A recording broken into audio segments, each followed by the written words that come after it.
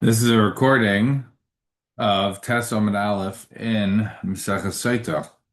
Where we left off was on Ches Amud Beis and the wide lines.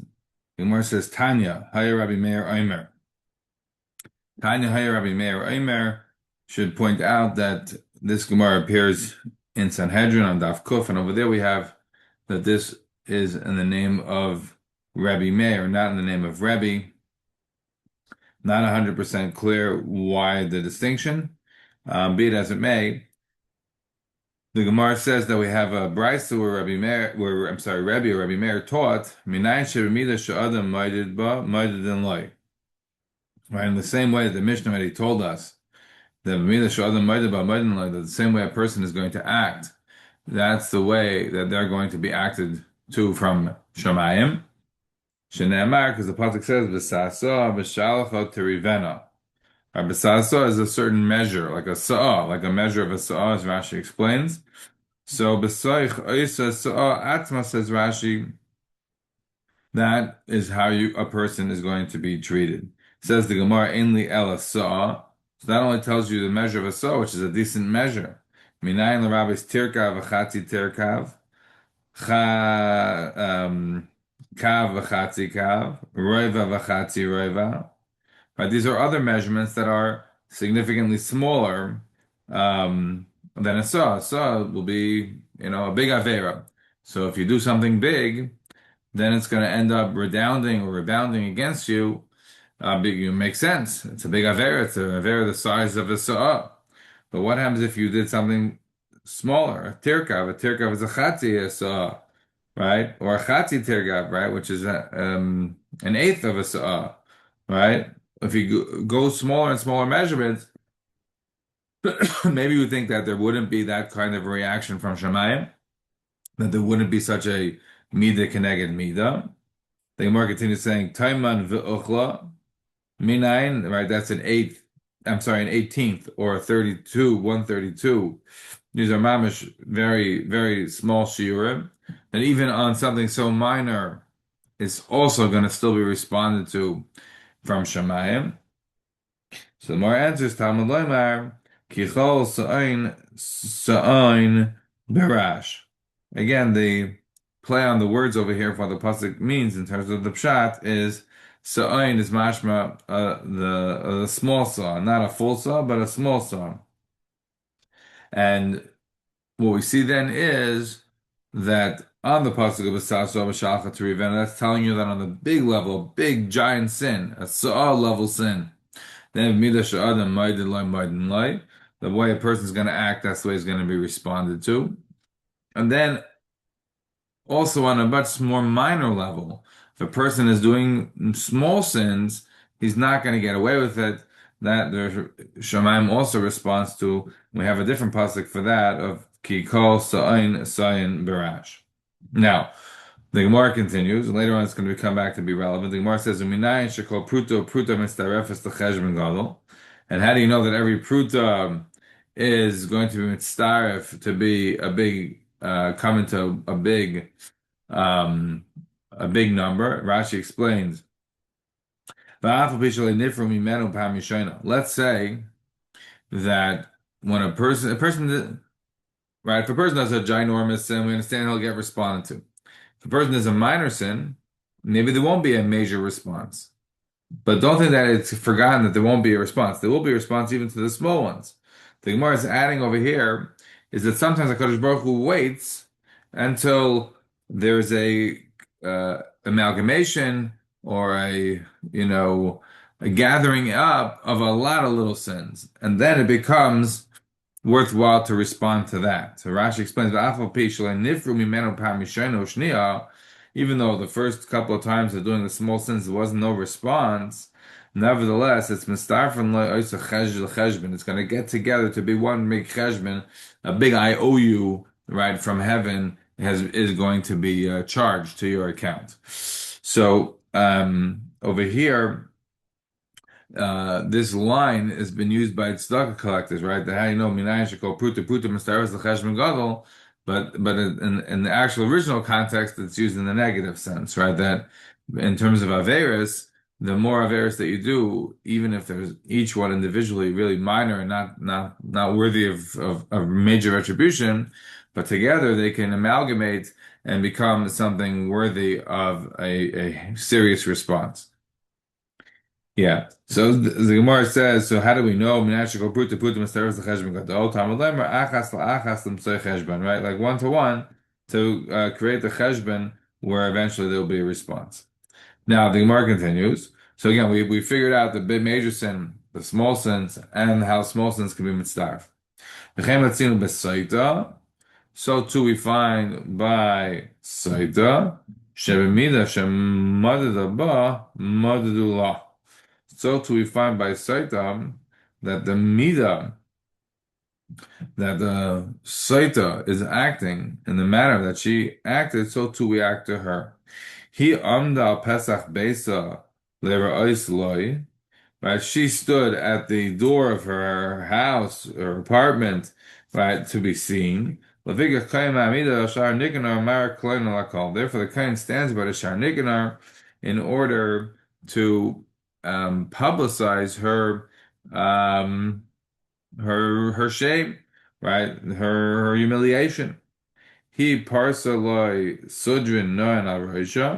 Right, she put nice sort of colorful kerchiefs on her head in order to attract the person that she was kina and stira to. Leviga kain naitel kipa me'al roisha menicha tachas ragleh. Therefore, the kain takes off the kippah that was on her head and puts it underneath her feet. If you remember, back on Ches Amud Aleph, we said that Malamed, the pasuk told us the Paretz Reisha Isha about half, a little more than halfway down, about 2/3 of the way down on the page. The Gemara said on the pasuk of Paretz Reisha Isha, Ein Lila Reisha Guf Minayin. So the Gemara said, "Tamaloimer Ha Isha Im came out Tamaloimer Paretz Reisha Malamed Shak Kain Seiser Saira." The Kain like undoes her hair, and I pointed out that the Rambam Mishnah Torah Hilchos Sotah, Paragimel Halacha Hey, Paragimel Halacha Yud Aleph, the Rambam talks about essentially there were two stages of what the Kohen did with her hair, her face. One, the first stage was removing sort of whatever the kind of covering, head covering. And the second was unplaiting her hair, braids or whatever, undoing the hairstyle itself. So if you see in the Gemara over here, the Gemara makes that clear. The Kohen was neitel to keep a male Raisha, right? That is one aspect. Before you unplait the hair, the braids, you first got to take off the cap. You first got to take off whatever, the head covering was. So that is a separate topic about the source. Marzing Subis, about Das Moshe, Das Yehudis, that a Jewish woman who's married has to cover her hair. Yeah, we learned that also as well from Sotah. So the Gemara says, it continues, as you turn the page to Tesla and Aleph. So the Gemara says, he kashed loy panel. She was putting on nice jewelry. Figach panel marika. Therefore, her face gets all sallow, green, etc. After she drinks the Sotah water. He kachla loy eineha. Right, she was putting, I don't know, like makeup rouge on her eyes. Lefigach eineh boltes. Therefore, her eyes are going to bulge out. He kala loy esaira. Right, she was plaiting her hair very nice. Lefigach kain seser esaira. He harasa lebe'atzba, and she was sort of, saying to the guy to come with her finger. She was motioning. Levikach tzipana noishreis, right? So therefore, her fingernails are gonna, fall off. He chagol betzilzel, right? She was using some sort of nice ribbons on the leg. Lefikach kain maybe chevel mitzvah v'kosh l'mal midadel. Right, therefore the kohen is going to use the chevel mitzri and tie that around her clothing that we have ripped. If you remember that, led to the question that we had before with regards to the Chevel Mitzri about how much of the Chevel Mitzri that we had on Chesam Beis, how much of that Ma'u Sheyakir B'Seita, how much was that absolute requirement when it came to Saita, or was that just sort of to hold her clothes up so any string would do. So the Gemara went sort of back and forth and ended up saying that the truth is, even though we want to use a Chevel Mitzri to have this intimation, to have this sort of hint to her and to everyone else that you were using, the Ma'aseh Mitzrayim, you were acting in an appropriate way by using all these ribbons. So therefore, now we're showing you this Chevel Mitzri, which is a reminder of how terrible the Egyptians acted in the areas of Arias. Nevertheless, that's not the fundamental reason why she needed to have the rope around. The major reason was because her clothes was ripped and it could fall off. And so therefore, we tie any ribbon around, any sort of a rope around would do. Yeah. Continues the Gemara. Um, he pashtalis yirecha, right? She was using her legs, her thighs, to attract the person who she had kinyan steer with. Lefiga yirecha nefelis. Therefore, her thighs are going to fall. That's one of the punishments from the drinking the side of the water. He kiblas al kresa. She accepted him on her stomach. Lefigach bit not sava. Therefore, her stomach is going to explode. He achilasim madane olam. She prepared nice foods for her paramour. Laviga karbana ma'echel behema. Therefore, we specifically make sure her carbon is the ma'echel behema. Such an inappropriate way of acting. He heshkizo yain meshubach. Right. She gave him to drink nice wine because of meshubachim in good cups. Lafika chem mashke mayim hamarim. Therefore, the bitter waters are drank in an earthenware kind of a kli, a very low level way. Again, everything here is mida keneged mida for the way that she acted. He also b'seiser. She tried to do this in sort of hide it from her husband, hide it from others. So Yoshi b'seiser elyon shtam panim. But the Yoshi b'seiser elyon, in other words, Hakadosh Baruch Hu, he sees all. He put his as a more kaviyachol, his mind to it to be able to avenge what she had done. Shenemar v'ayin noyev shamron neshev lema loy tisurenu ayin.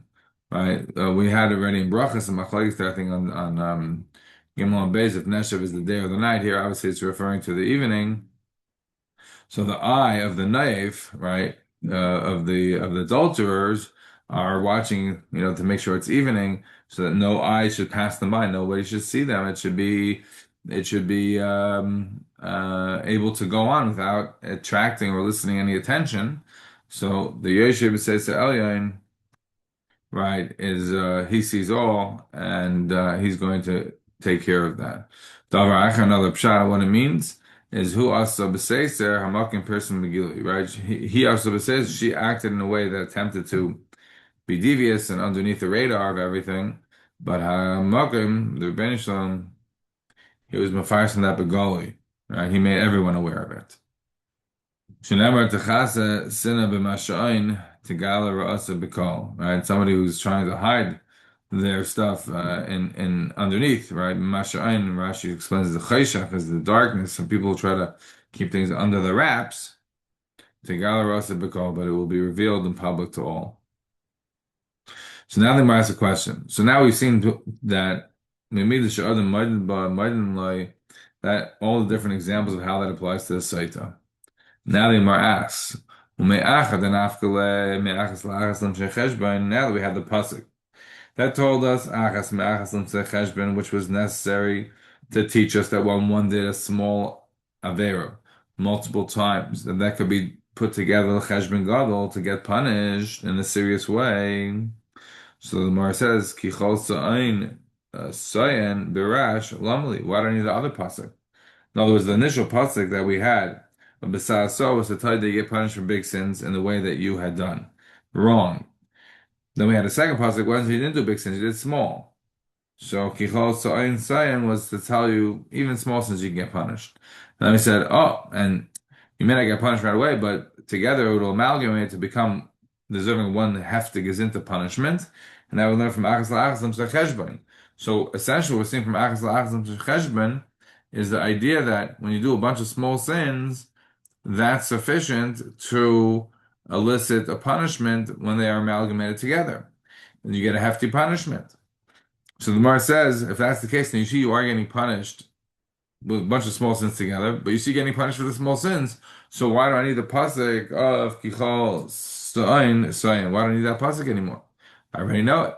So the Gemara answers, L'chemida. You need to teach you this idea of mida. That what sheba mida shemaydin maydin la'apirayin me'in hachet. Rashi says, because it's true from achas la'achas l'cheshbon. You know that you get punished for small sins, but what you don't know is that you're going to get it mamish even when it's a hefty punishment. It's going to be delicious. The way of justice of their punishment is going to make it respond to the things that you had done wrong. It's going to be me'ain hachet. And that you don't know from Achas LaAchas and Cheshbon. That you need from the pasuk of Kichol Sa'ain Sa'in. So now the Gemara says, okay, so now I know that you get punished for small sins, and I know that you get punished for small sins in the manner of which the sins were occurring, and I know that sometimes they can be amalgamated together and get a big hefty gazinta punishment. Okay, I know all of this. Why do I need the pasuk of b'sa'asa b'shalcha to rivena? Which tells me you get punished for a big sin. Obviously, if you're getting punished for a small sin, of course you're going to get punished for the big sin as well. So me'achad and afkalim mechim kol sa'oin sa'in barash b'sa'asa b'shalcha to rivena lamali. Why do I need that pasuk? It's obvious if you get punished for small sins, you're going to get punished for big sins. Obviously, if you get punished for small sins in the manner in which you did the sin, so for sure you get punished for big sins in the manner you did the sin. So why do I need the actual pasuk of B'sa'asor b'shacha to revenge? It's a kavachimer effectively from the small sin. On that, the Gemara says the answer is the Chidavchina bar Papa, the Amar Avchina bar Papa, Ein Hakadosh Baruch Hu nifra min ha'uma ad shas shiluchel. We need this to teach me another point, which is that Hakadosh Baruch Hu doesn't take out his vengeance on a nation until it's time to get rid of them. That is, Hashem is not doing things in like little pieces. When it's going to come time to get rid of a nation, boom, it's going to all happen. And that we see only from the Sasor B'Shachat to Rivena. So again, this is not a reference per se to an individual sin now. It's becoming necessary to say this because on the individual level, maybe we know this from these other psukim, but this is necessary to tell you that on the big giant sins, on the big giant sins of a nation, that a nation will be punished. Rav Chanan bar Papa is saying to you that Kadosh Baruch is not going to be pereh, it's not going to take out from this nation that has done these big sins that deserves to be destroyed until the time, mamish, the time comes that it is time to get rid of them. That's what it means. Like the big sin, the size sin, is going to come b'shalcha to revenge. When it's time to send them out, that's when it's going to be repaid. Says more, is that really true? That whenever Hashem comes up against a nation, that's he's like, going to give that that sucker punch. He's going to give that, that big knockout punch that the nation is going to be finished. Is that true? Any is that true? And we know the pasuk says three times kais in the story of the Sarah Mashkim. So the three times that it says kais by the Sarah Mashkim, Lama, why do I need that? One is the sort of the kaisat tarelo, the cup of bitter waters that the Mitzrayim had to taste during the days of Moshe. And one is the cup that they drank during the days of Parnachai. There was a big battle that with Nebuchadnezzar Machbava, who came to fight with Mitzrayim, so they had to take a bitter cup over there too. And then one that it's gonna have with this chavrusas in the days of Mashiach. What do you mean it's chavrusas? Meaning those that acted inappropriately like them, the other nations, they're gonna have that third cup to drink at that time, at the time of Mashiach. But what do you see from here? You see from here that Hashem doesn't necessarily punish a nation with one, like the seven in one blow, right? It doesn't necessarily when he hits a nation, that's it, the nation's gone. You don't see that at all. You see that it can extend. Here they got a big patch by the time of Moshe, but they were back on their feet, and that's why they got another big patch by the time of Nebuchadnezzar. But they come back on their feet, and now they're going to get another patch in the time of Mashiach, but they're still going to be on their feet all the way through. So says the Gemara, maybe v'chitema hanach azdu v'hani achrininu. Maybe you want to say that when the first punishment happened, it really destroyed Egypt during times of Moshe, and that the new people who were living in Egypt were me'umay sacheres, right? And they're really not Egyptian at all. Maybe you want to say such a thing. right? That they're just simply not Egyptians of the original types, right? Because the original Egyptians were gone. So and maybe you want to say that these are not the regular way Egyptians. These are people who are coming from a different nation because the original Egyptians were all killed. But Tanya, but you can't say that. Amar Rabbi Yehuda, min Yamin ger ha-Mitzri, hayali chaver mitalmid Rabbi Kiva. Right, the version here was the same Binyamin, other versions say Binyamin. So Rabbi Yehuda says that there was a guy who was a ger Mitzri. His name was Binyamin or Binyamin, and he was like a buddy in the students of Rabbi Kiva. Right, Rabbi Kiva had an initial 24,000 students, and he has five students, but I imagine he's more from the initial period. He has a student and he was a Mitzri ger. And what did he say? Amar min Yamin ger Mitzri, ani Mitzri Rishon, v'neseis Mitzri Shnia. I'm sorry, v'neseis Mitzri Rishon. He says, I'm a Mitzri Rishon, meaning I'm a first generation Mitzri convert, and I married a first generation woman Mitzri convert. Right, so Esi Libni Mitzri Shnia, I'm going to have my son, who is now going to be a second generation Mitzri, marry a second generation Mitzri woman. Kadesh ben Beni, so that my grandson should be mutter love b'kol, so he'd be able to marry a regular Jew. Because remember, this week's parsha happens to be when I'm recording this week's parsha, Parsha Kiseitze. We talk about the Loy of Mamza b'kal Hashem, Gam dar Asiri Loy of Olam b'kal Hashem, we say Loy Avoy Amanim Oavi b'kal Hashem, Al Shalokim Laschem Lechem Uvamayim. And then we say that Mitzrayim and Edom cannot come into the Jewish people. Only in the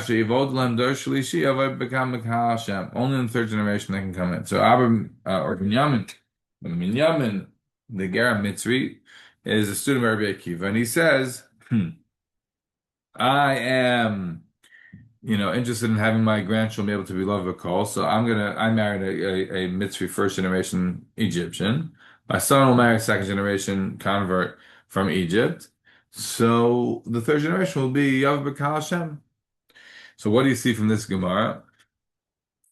Um, so what are you going to see from this Gemara? You see from this Gemara that the knockout punch was not such a knockout punch. We say they learn out from Besaso B'Shalchat Rivena that when Hashem is going to knock out a nation, it's going to be he's not going to do anything until Ad Shas Shiluchel, until he's going to right. We had said that when Hashem gives a punishment to a nation, he gives it a knockout punch. And that's where we learned that from Besaso B'Shalchat Rivena. But the Gemara is saying, but that doesn't really work for Mitzrayim because they got a few punches, right? During the times of Moshe, during the times of Paranachai, and they didn't get punched out. They're still around. And not only they're still around, this person, this Ger Mitzri, says he's going to come back Love Bakol after 3 generations, holding himself as a total normal Egyptian.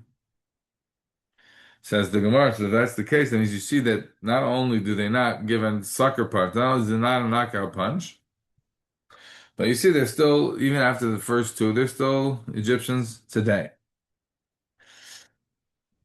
So the Gemara says a different answer. That's what you have to say. A different answer. What's a different answer? That Hashem is not going to be taking revenge from a king until it's time to get rid of the king.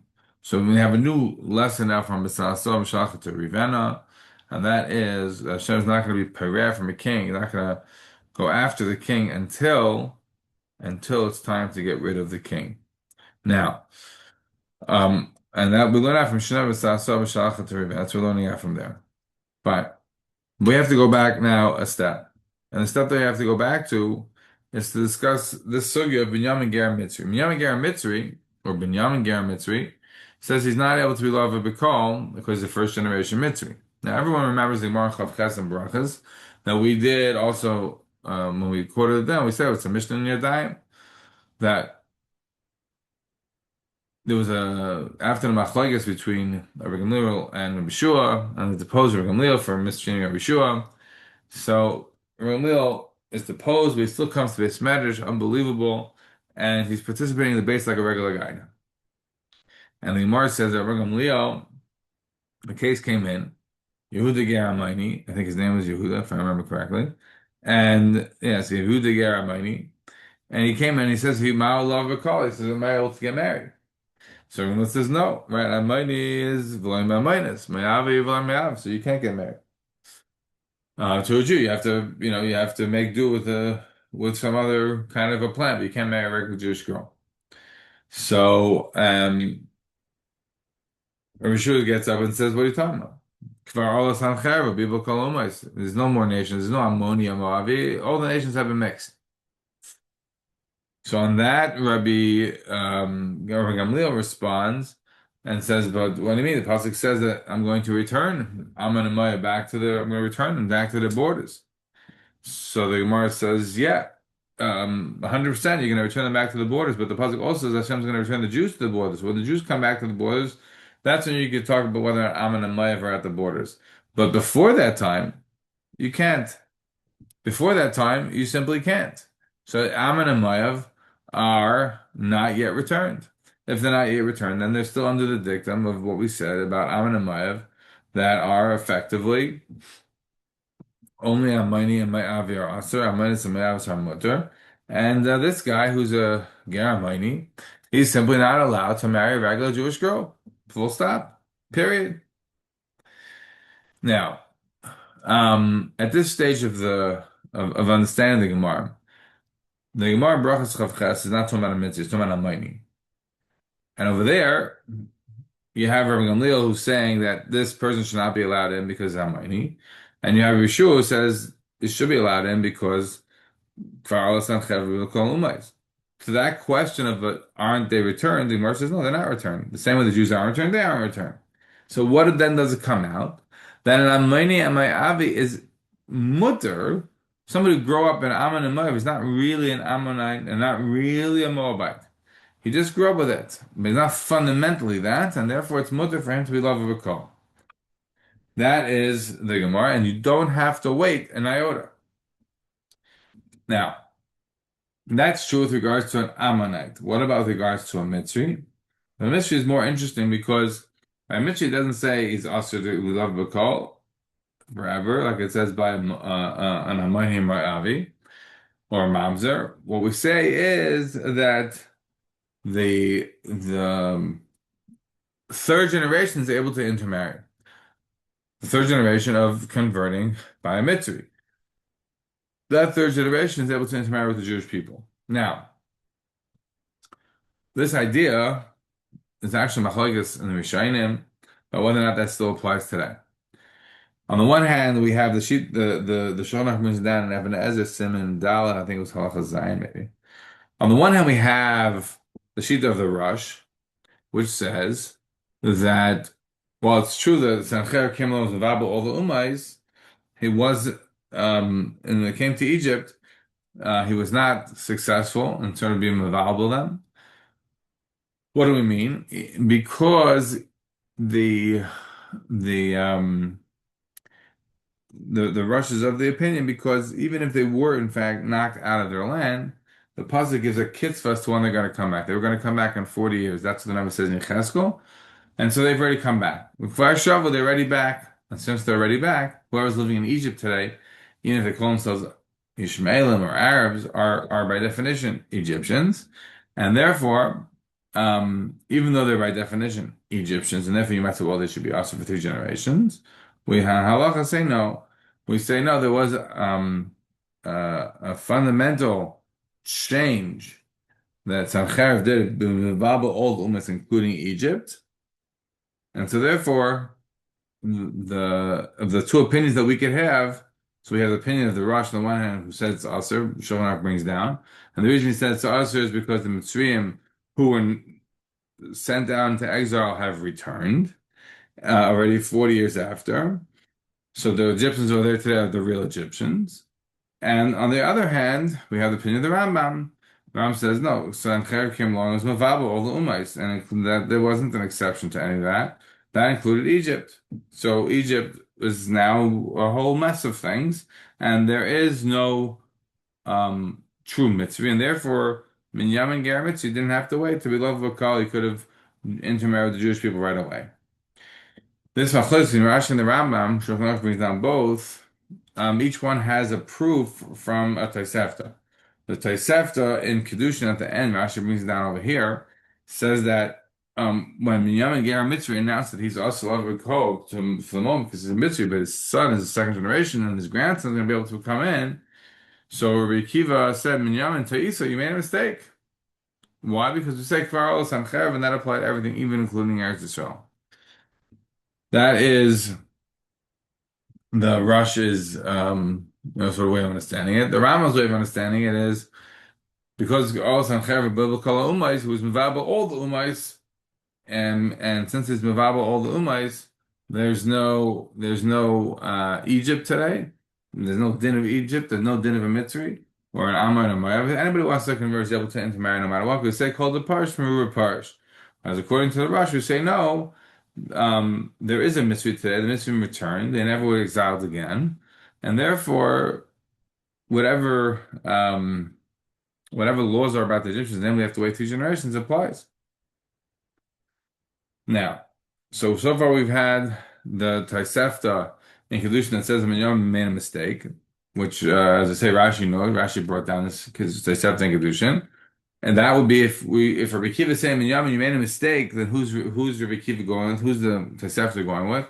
Clearly, that's going with the opinion of the Rambam, right? That we're saying you made a mistake, Far Allah, Sancher, Bita Kol Umay. So there's no doubt about it that the opinion of the Rambam has a great source here because he says that Sancher's Mavabel, all the Ummahs applied even with regards to Mitzrayim and never got changed. What about the opinion of the Rambam? The opinion of the Rambam says, contrary to the Rosh, that a Mitzri is mutter to get married nowadays, because we say, I'm sorry, I'm not sure if I just said the opinion of the Rambam. Again, according to the Tosefta and Kedushin, the Yom makes a mistake that he's able to marry Lav B'Kol right away because Sancherv is Vavabo all the Umas. That's exactly Shita the Rambam Hilchos Yisur Bia. That's exactly the position there of the Rambam of Yud Beis in Yud Beis Chav Hey, because fundamentally everybody is mutter. There's no real guy who has a yichus to that nation that he is living in. Whereas according to the Rush, what would be the raya for the Rush? Is the Mishnah in Yadayim. The Mishnah in Yadayim says the story of the Gemara about Minyamin Ger Mitzri, and then it says that Rabbi Gamliel said, okay, once you're knocking, you're sort of knocking this out and saying, oh well, that you're pointing out that that this Yaakov Ger Mitzri that is able to be to be able to be Lava B'Kol. So so this would so this is followed on by asking about a Mitzri, Rabbi Gamliel asking about a Mitzri, and then responding to Rabbi Gamliel and saying, no, Mitzri is different than a Maini or Mayavi, etc. I'm sorry, the story there in the Tosefta Yadayim is Yehuda Ger Maini, and they want to know, what about Mitzri? Are you going to say also over there that he is also B'Val Kol Umais? And the Tosefta there is a response, no. But when it comes to the Mitzri, they don't have the same din. Why don't they have the same din? Because of the fact that they are still Mitzrayim today. And therefore, if they're still Mitzrayim today, they'll be Asur until the third generation, which then means that would be like the Rush. Where this gets interesting is what about as it relates to Rome, Adayimim? Because remember the pasuk that says that you have to wait 3 generations is for both Mitzrayim and Adayimim and people from Edom. So there's a tshuva of the She'elas Yavitz or Rabbi Yaakov Emden that he writes that in his opinion, Chelik Aleph Siman Mem Vav. So Rabbi Yaakov Emden thinks that actually Adayimim should also be just for 3 generations. Why? Because they're compared to Mitzrayim. And since Mitzrayim are us until 3 generations, so to Adayimim should be us until 3 generations. right? You hear that connection? The Turk equates Edom and Mitzri, each have to wait 3 generations. Um, and so what we're essentially saying, says the Shelos Yavetz, is Edom today we don't know exactly where Edom was or who Edom was, but we do know it went to Rome. So that's what Chazal say. So if Mitzri is still us because it wasn't Bilbao Skolumais, so then let's say that Rome is also not Valbel, and therefore if somebody wants to convert, would also be us with these generations. That premise of Rabbi Yaakov Emden is, of course, not based on Pashup Pshat. The Pashup Pshat is not what Chazal say. Chazal say that um, they sort of eradicate all the Jewish people from the land of Israel and they went to Babel. Um, if that's the case, that is in fact what had taken place, then you end up in a situation where um, the Daimim who moved from Edom, which is south of Israel, to southeastern part of Israel to Rome. So you end up in a situation where they are going to be now also to be loved of cow for 3 generations. But the Ibn Ezra and the Parshas, I think it's Chayesar or no, sorry, and the Parshas told us, Ibn Ezra tells us um, that Edom is the Kitim. Edom is a descendant of Yavan. It has nothing to do with um, it has nothing to do with Yaakov and Esav, Edom, Esav, who Edom has nothing to do with that. You want to say that there are certain midas and traits in Edom or in Rome today that are similar to Esav, fine. Knock yourself out. But fundamentally, is Rome a continuation of Edom? Some Pasha Pshat has nothing to do with Edom. Edom was in the southeastern part of Israel. They were around for a long time. But that doesn't really have an impact on the Romans. So therefore, somebody who is a Roman convert should be able to get married then right away, not like the Shelos Yavetz wants to say. All right, so we finished on that. I didn't go through Rashi and Taisus over here, but I've said a bit outside that again, according to Rashi, he brings down the story about Binyamin Yehuda B'Geramaini. He brings down, Rashi tells us the story in Brachas Chav Ches, Kedushin Samach Zayin, and brings down this Tosefta Kedushin that Reb told Binyamin that he made a mistake. Um, in Halacha, we just bring down again the Shulchan Aruch brings down both the Rambam and the Rosh Hashita and doesn't is not machriya between the two of them. Um, yeah, so let's continue going. Continues the Gemara. So the Gemara tells us here as follows. We are up to um, Amemar, about 10 lines up from the bottom of the narrow lines. Amemar masnid lehoder Rav Chanina bar Papa aha. So Amemar taught this idea of Chanina bar Papa, this new idea of Chanina bar Papa that HaKadosh Baruch Hu was only going to be Perea from the king when it's time to get rid of the king.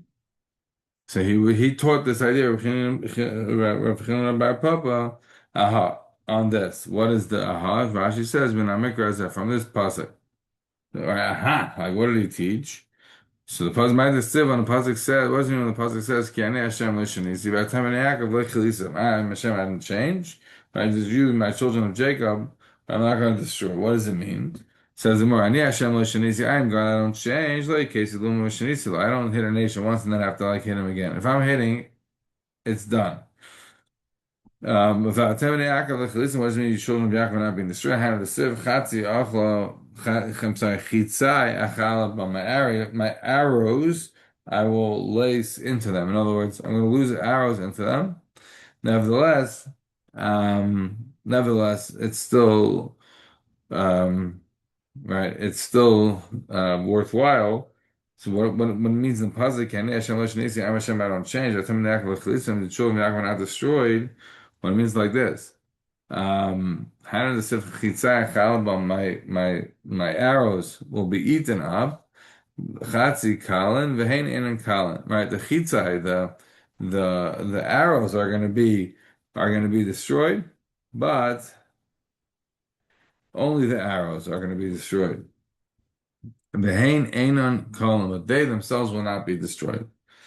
Fine. Amar Rav Hamnuna Anakosh broken different other Mali Sa'asa. A person is not going to be get punished from the punishment until he gets mamash Sa'ah, hefty Sa'ah of sins. Shnamar, the Malais Sfega Yetzer Lay. Right? When something is filled up, that's when he's suffocated. That's when it's going to be that they're going to give it to him. Darsha Bechina Bar Papa, another lashon from Bechina Bar Papa, might sit around Tzadikim Lashem, Lashon no Tzidul. What do it mean? That we say that Tzadikim are going to be singing to Hashem, whether Yesharim, right? It's no Tehillah. It's nice for them to have praise. Al Tikri Nove Tehillah Ella Nove Tehillah, right? Read it as sort of like a house, right? A house of praise. Zeh Moshe v'David Shlo Yisholdu S'nei B'Masayim, that their enemies were not able to have any sort of shlita on their deeds, right? They couldn't have any hana from that. What is the situation where we are talking about praising the tzaddikim, praising the straight ones, and saying that none of their detractors are able to have a shalita on their deeds? So we say like this: David asif tavu ba'art sharel. Right, the pasuk says in Eicha that the gates by the Beis Hamikdash they sort of sank into the ground. Right, Moshe. Right, they didn't get taken away. They didn't get melted down. They sank into the ground. They disappeared from public consumption. What about by Moshe Rabbeinu? What's the situation? Moshe Rabbeinu is so great that his actions were not messed around. With Moshe the Amar Mar, Misha Nivna Mikdash Risha Nignaz Al Mayed. When the Beis Hamikdash was built, the first one, Nignaz Al Mayed was hidden, meaning the Mishkan was sort of put into Geniza. Karashav Richav Amud Vadana. Right, all the different parts of it, they were all sort of lying in situ, right, waiting for the right time to repair. But what we see from this is that both Moshe and David, right, are able, because they're so great, are able to sort of protect the Ma'aseh Yadayim, right? They're able to keep them around. Continues the Gemara. Heicha Amar Rav Chizda, Amar Rav Yimi. Where are they? So he said, they're underneath. They're underneath the tunnels by the Beis Hamikdash. You know, again, you do the tunnels, or maybe you don't get close enough to be able to look for it. But in theory, at least, that's where they are. So, as we know, the Mishkan Shiloh was destroyed, but no, Mishkan Shiloh wasn't really destroyed. The Aron was taken, but the actual Mishkan itself remained. Says the Gemara, Tana Rabbanan. The rabbis taught, Sotah nasneinea b'misha ena b'roilo. The Sotah put her eyes on somebody who wasn't appropriate for her. Ma'asher biksha lo nitin. What she was seeking, it wasn't given to her. Ma'asher biyada nitlu. And what was in her hands was now taken away from her. Shekol nice and erev ma'asher ein shelo. Whatever someone puts their mind into something that doesn't really belong to them. Ma'asher mevakesh ein nice and loy. So what they're seeking, they're not going to get. And what they have in their hands, will be taken from them. We find a whole bunch of similar situations to this as well. Right, the primordial sin of the Nachash, right? The Nachash, Shanas and Erev Masha anywhere. He thought he maybe had a chance to marry Chava. So Masha Bikesh. Right, what he saw, wasn't given to him. What was already in his hands was taken away from him. What's the example? I said you were going to be the king of all the animals. Now you're going to be cursed from all the other animals. You'd be the most cursed. When we call Chayas, I saw that. And from all the animals, Hashem is punishing the snake. Call behemoth, we call chayes saw that. Right, Ani Amati had because Yahalas becomes a kuba. I said you're going to walk upright and straight. Actually, now you're going to have to sort of slither along on your belly. Ani Amati had machal machal adam. I said that your food should be that you eat to be a ma'achal adam. Ashav afiyach, and then now you're going to eat the food from the ground. You're going to eat the dirt, the dust. Now you're going to have the food of the animals.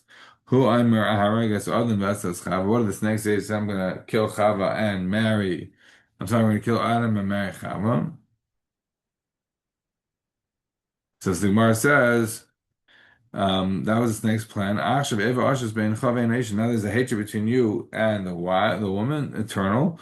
Ben Zara Chavein Zara, between yours and her children.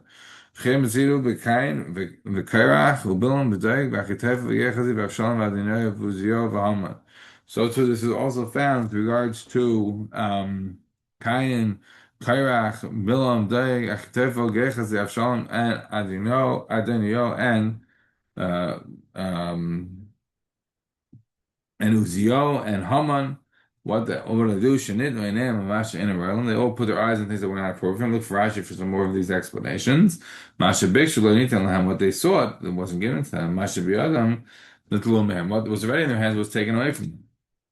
Right? So some of those examples are with regards to Bilam that he wanted the moment of Balak in order to be able to curse the Jews. So what was in his hands initially was his own throne, his own success, and he lost that, and he had to sort of reinvigorate anew. Right. Another example is Daig. Daig wanted to be well known, right? And that's why he ratted on on David to to get him into trouble. Yeah, each one of them, Gehenna V'Gehenna, are examples of this. Continues the Gemara. Minani Mili, how do you know this? How do you know this um that we have said that in terms of the order of this, the legs go before the stomach? How do you know this? Says the Minani Mili, Hashem says Hashem that's what the next. So if you're going to say that the way you know that is because it says in the pasuk initially when Hashem is going to make the legs fall off and then the stomach swell up. You see also that it says the opposite. It puts beten sometimes before Yarech and sometimes the Yarech before the beten. So I don't know that necessarily clear right either way. So the Gemara says, Amar Abai ki layet techila Yarech. When it comes to cursing, like the thing that's going to happen first is the leg. Mahadar beten, then the stomach. Right, that's the order of operations. Maya, right, and what about the water itself? Kibatki ki orchayu batki, right? When they check on the water, so they check in the normative way. Ki orchayu batki. So Rashi says when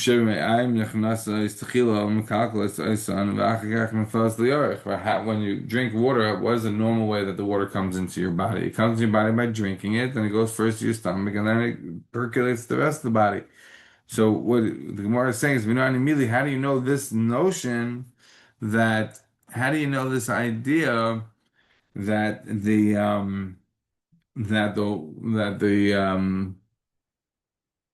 that what do you call what the Gemara just said? The Gemara said that the Yarech is Tchilo because it says Shemesh Yirech my fellas, but it says also Sav Sabin I'm not Recha. So I know the Reach should be first. So Abai says that because when we are sort of zittling her out, first we are zittling her out about the Yarech and then only about the Betan. So the Gemara says Umaya Kibatki Ki Batki, and the waters are drank. It's done in a normative way, right? So what happens? Beth and Beresha first, the stomach gets the action. So that will blow up first, the swell first. V'hadar yarech. Then it will be the thigh. Beklala will also have nami kesiv latzis benfal yarech. Who the mother kain, right? That's the situation where the kain is admitting the ratio, the other yarech, and then it's going to come out on the thigh. So it shouldn't bring any sort of detriment to the mayim hamarim. What do you mean? There's some sort of detriment? Because as Rashi Shiyemu lo also could say that Elav Infrani Zu al Yadan, right? The Rashi is noting that they're not doing it according to the exact Seder. And somebody might say, oh, well, that something's wrong with my arm. That's why it's not working. We don't want anyone to say that ever.